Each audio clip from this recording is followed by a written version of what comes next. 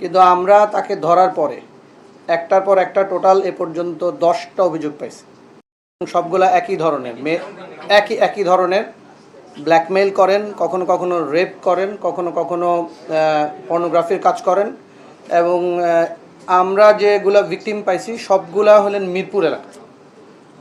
এবং এইটার ঘটনার ধরন যদি আপনারা মানে শোনেন তাহলে একটু ইয়াই হবেন।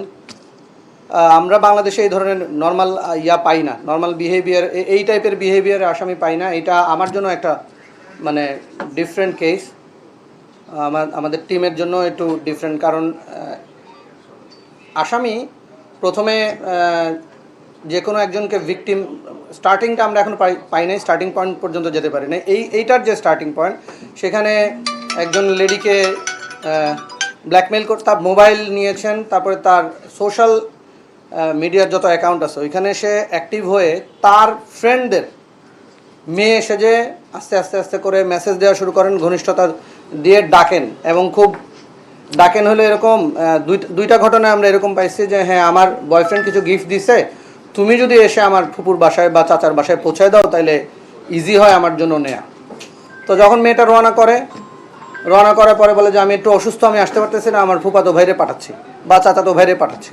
পাঠানোর পরে ওইখান থেকে সে যতগুলো ভিকটিম আমরা পাইছি এগুলো সে ইউজ করছে হলো মেট্রো স্টেশন অথবা সচিবালয়ের যে মেট্রো স্টেশনের নিচটা, ওই জায়গায় এসে কখনো ডিরেকশন দেয়, কখনো নিজেই সিএনজিতে উঠে ফুপাতো ভাই বা চাচাতো ভাই হিসেবে উঠে নিয়ে যায় হলো যাত্রাবাড়ির দুনিয়া কলেজের এখানে। আমরা 2টা স্পট পাইছি, 2টা বাসায়। তারপর মেয়েদের নিয়ে গিয়ে ওইখানে ব্ল্যাকমেইল করে, মোবাইল কেড়ে নেয়। এবং এই মোবাইল কাড়ার ফলে মোবাইল বিক্রি করার আগে তার সোশ্যাল মিডিয়ার অ্যাকাউন্টের যতগুলো আছে অ্যাকাউন্ট সে নিজের করে নেয়। তারপরে আবার ওইখান থেকে আরেক মেয়ের সাথে শুরু করে।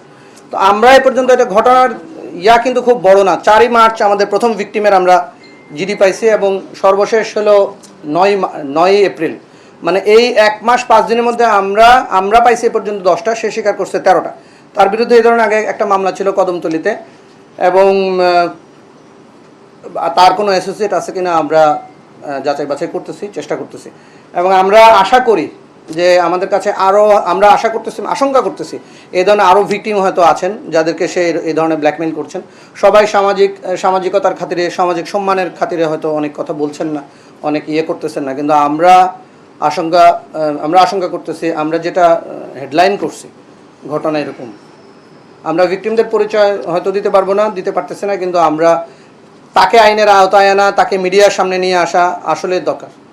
আমাদের মেয়েরা যাতে কোনোভাবে এই ধরনের কোনো ভিকটিম না হয় এবং কোনোভাবেই যেন সমাজে এই ব্যাধিটা ছড়িয়ে না পড়ে, এই জন্য আসা।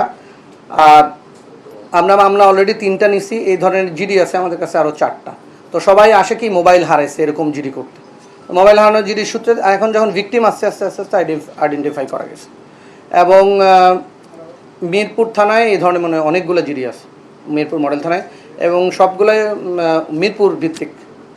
মানে যারা অভিযোগ করেছেন, যারা ভিকটিম, সবাই মিরপুরের ভিত্তিক। তো আমরা আরও ভিতরে যাওয়ার চেষ্টা করতেছি, দেখতেছি যে আসলে মিরপুর ছাড়া ধরেন এই 2 মাসে সে মিরপুর করছে, অন্য কোথাও এই ধরনের কোনো কাজ করছে কিনা।